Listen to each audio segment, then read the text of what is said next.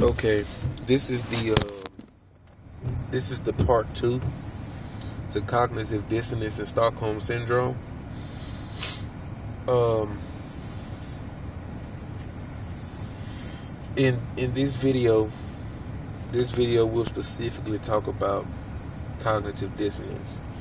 Cognitive dissonance doesn't only apply to the coons, the tones, or the sellouts.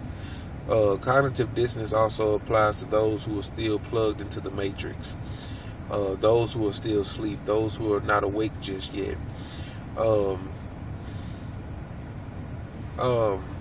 And me personally, I call these people coma patients, because they are not able to see the real world for what it is. A lot of people think that the real world is what goes on in their hood, what goes on in their ghetto, what goes on with in the school system, what goes on in their little church organizations. These things are really what keeps the I forget what they call it, the monitor that beeps to let the doctors know that you're still alive. Those things that goes on in your small world are only the effects of the bigger issue.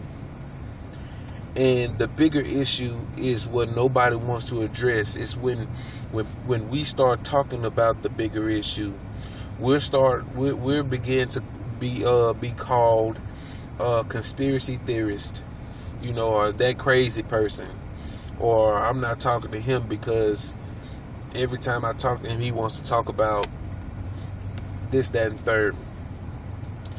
But cognitive dissonance is the contradiction. Is you're experiencing let's say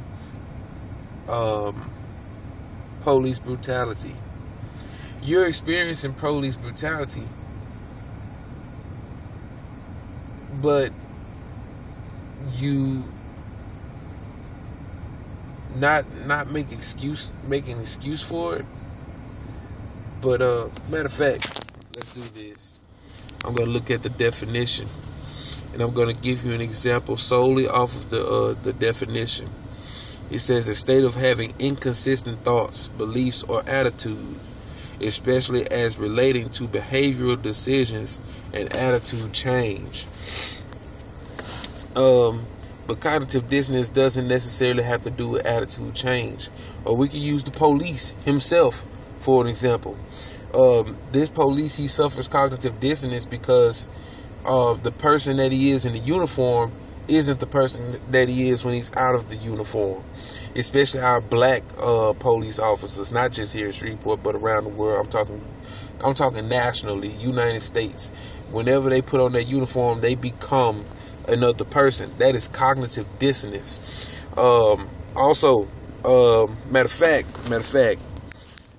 there's a meme, and I'm looking it up now.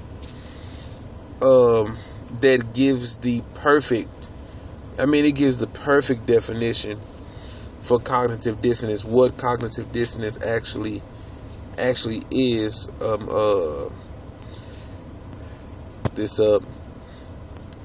The meme was right at the top. This isn't it.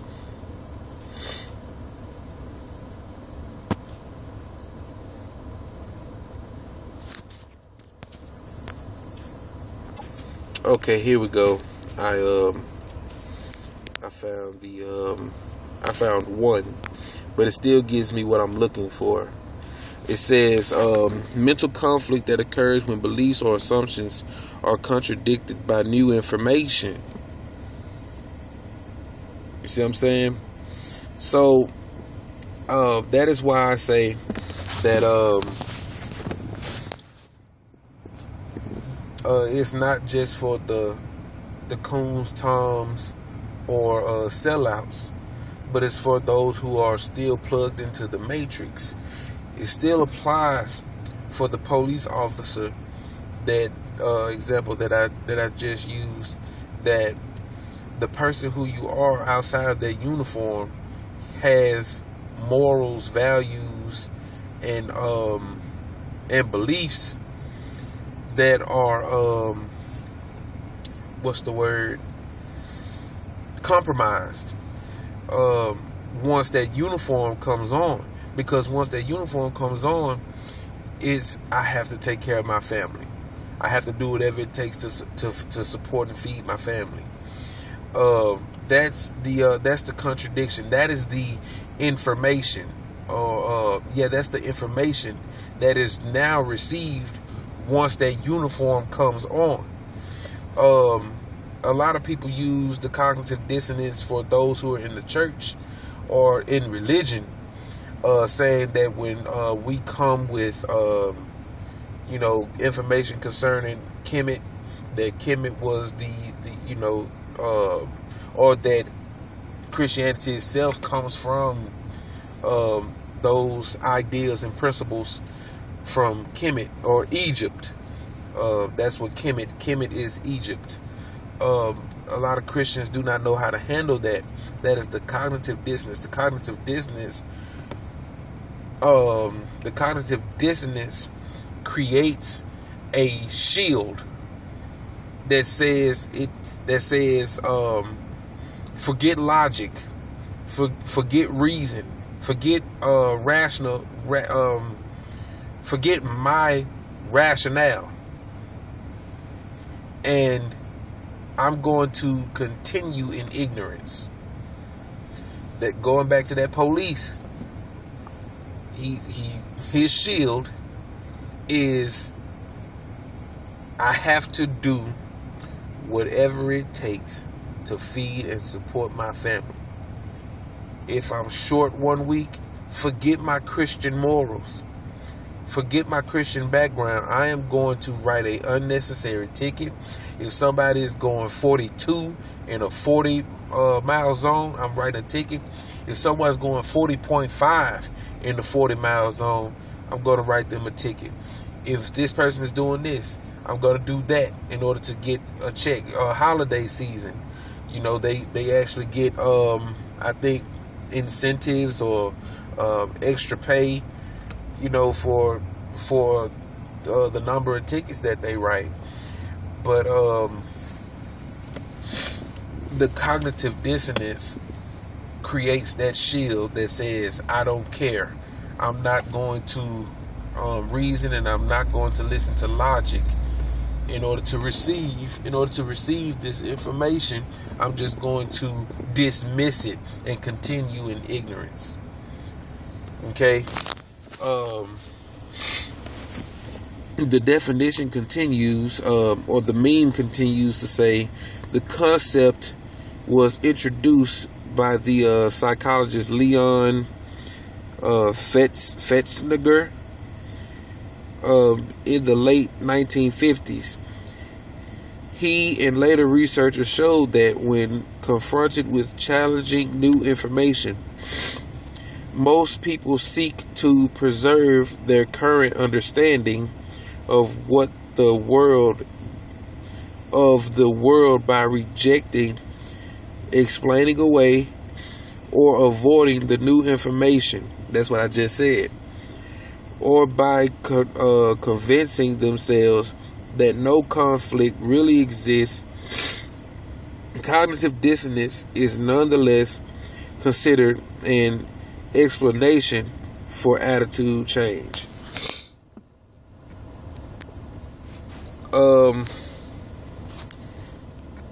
Matter of fact, I'm going to save this pic, and I'm going to make this picture the for the video. I'm going to put this picture for the video. And I need to find one for Stockholm Syndrome. I should have looked up a meme for that. But the purpose of this video was to cover cognitive dissonance, its effects in the black community.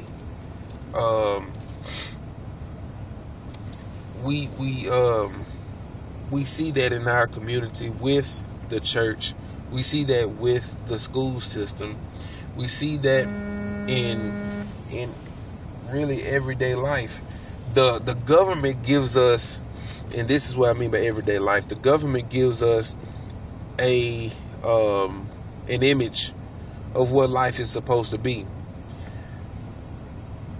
They say that, or they don't say, it is considered to be the status quo. The white woman on the magazine, or not just or not just the white woman on the magazine, but any woman on the magazine with a white woman's shape. You see what I'm saying? That when telling someone that is not the norm, they will still try to achieve that. When we talk about rap, or we talk about hip hop,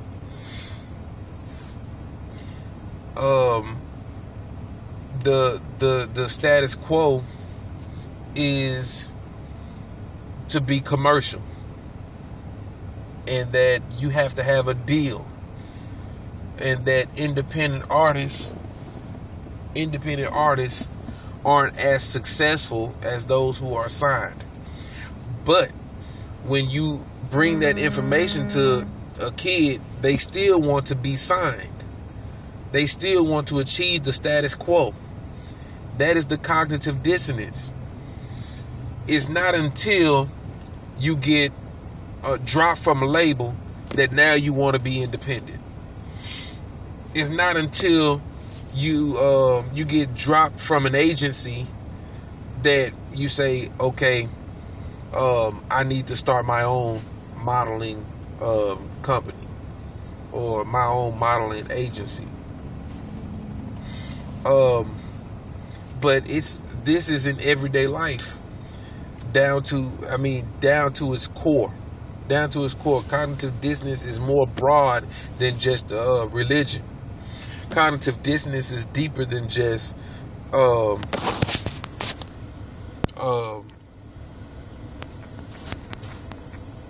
that's than just religion, because whenever we talk about cognitive dissonance, the first thing people think about is religion. And it's deeper than religion. A lot of people are operating in cognitive dissonance who think that they're woke. A lot of people are operating in cognitive dissonance who are conscious, who believe themselves to be conscious. Everything has to be different. You have to see this world for what it is. Father Neely said, if you don't understand white supremacy, nothing else that you try to understand will make sense to you. What is white supremacy? White supremacy is this world that the white man has created. And within this world that he's created, he has given himself incentives and privileges. That's what I'm giving himself privileges. And this is where the term white privilege comes from. Any white person that operates in this white man's world is entitled to that privilege. All he has to do is reach out and grab it, and the privilege is his. It's deeper than just a white person who commits a crime and he still gets sentenced. It's not just that. But whenever that white person does get sentenced, he's not sentenced the way that a Negro is. Or he's not sentenced the way that a Negro is sentenced. If he rapes and kills somebody, yes, he's going to get life. What does that look like in the eyes of the public?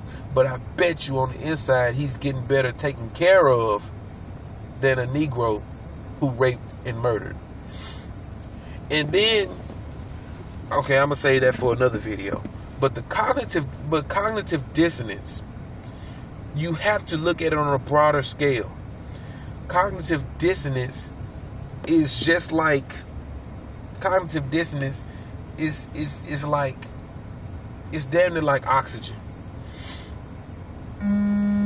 or the chemicals within the atmosphere that we can't help but breathe in, next to the oxygen.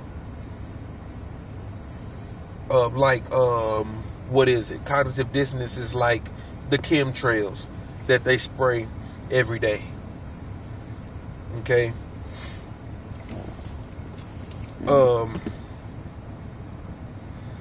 But it's all around us. Cognitive dissonance is all around us. And no one can really see it unless they are conscious, or unless they are really awake. Somebody who actually stepped back from society, who took a step back from society and what it's supposed to be, and just viewed society for what it is. Why is it that they're signing all of these whack rappers? Why is it that every model has to be a white woman's shape, the stereotypical white woman's shape? Not only that, why is it that the Oscars, majority of those Oscars go to white people? See, and not just that. Why is it that every shoe that is popular has a commercial? What are they really trying to say? Are they really trying to sell you a good quality shoe? Those who are shoe connoisseurs will say yes. But a person who's living check to check, who doesn't have shoe connoisseur money, has no choice but to get the buddies. And when you're living on a budget, you know how to take care of those buddies. You see what I'm saying? That makes the shoe connoisseur look like he doesn't know what he's talking about. You see what I'm saying? Not just shoes. Food. Why is it that Monsanto is, and companies like Monsanto have the right to sue? No. Yeah. Have the right to sue those farmers who get into contract with them for having their own seeds or planting their own seeds. Why do they have to get their seeds from Monsanto? What is it that Monsanto's trying to hide? You see what I'm saying? The cognitive dissonance is in every single last one of these examples that I gave. As far as the shoe is concerned, the TV tells you that Nike is the better shoe, or Adidas is the better shoe, or Reebok is the better shoe, when you can get buddies that last you longer than your Reeboks or your Nikes or your Adidas. The cognitive dissonance, as far as Monsanto is concerned, is the produce itself.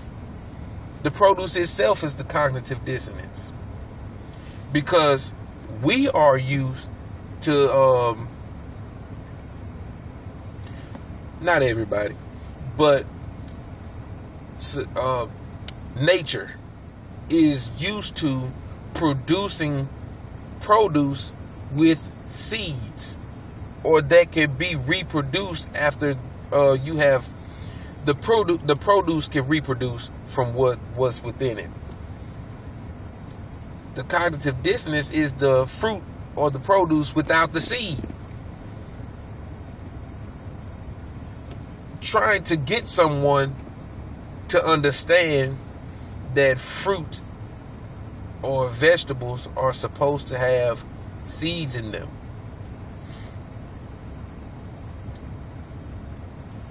Okay?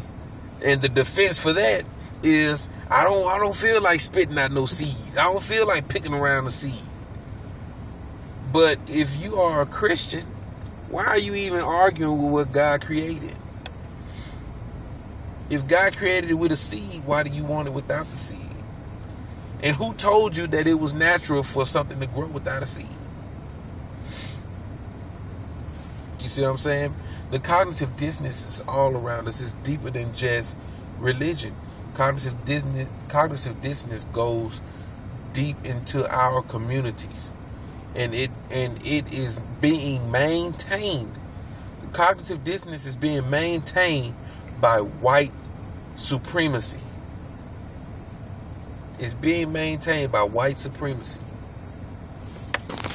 But that's really all that I had to say concerning cognitive dissonance. The next part of this 3-part series is I'm going to put cognitive dissonance and Stockholm syndrome together. And that video probably be uploaded within the week, because I'm going to listen to these and I'm going to do a little bit of research, and I'm going to, give it to you for what it is. But yeah, like, subscribe, share the video, and I'll see you guys in the next video. Peace.